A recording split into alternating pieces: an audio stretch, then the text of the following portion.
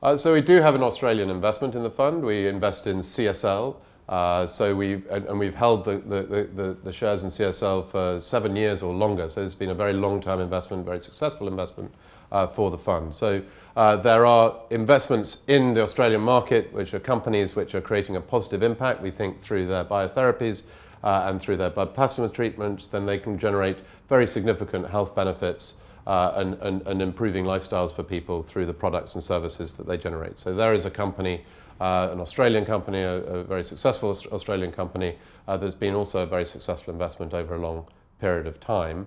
We are a global fund. We invest across the world in 58 companies around global developed markets. So naturally, a single country, there's going to be a limited number of companies that we're going to hold in the fund at any one time. WHEB's definition of a company that is creating a positive impact starts with the product or the service that the company is selling. So we're looking for the source of revenue for that business.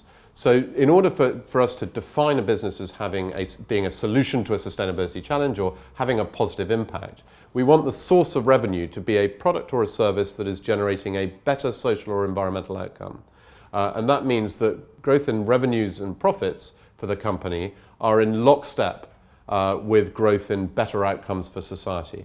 So we're looking for that positive dynamic, that symbiotic relationship between more growth, more sales, and better environmental or social outcomes. So that's where we start with the product or service in terms of our definition of positive impact. Now, most large established mega companies, mega corporations, it's very difficult to say that about the product or service that they're selling.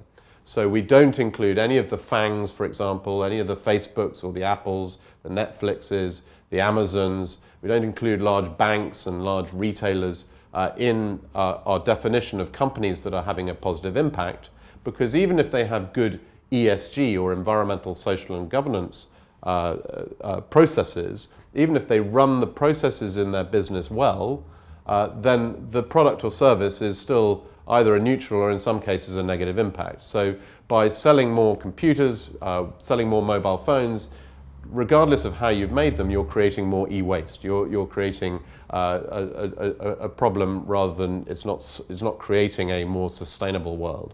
So we're looking for businesses where more of that sale, them selling more product, is a very good outcome. An example that we often use is a company that we hugely respect, a business, Unilever, which is obviously one of the major food manufacturing companies in the world. It is often seen as one of the most sustainable businesses. It rates very highly on people's environmental, social and governance scores and analysis because it has a vision of being a very sustainable business. But in the end, their product is ice cream and shampoo. And by buying more ice cream and more shampoo, we're not creating a more sustainable or more environmentally friendly or a cleaner or a greener world through consuming more of that product. In fact, one could argue that the link between ice cream and obesity is one that has a negative impact even. So we're looking for more product sales being linked with more sustainable outcomes. And so that means that our universe becomes very defined in that way. It tends to be mid-cap companies that we're invested in.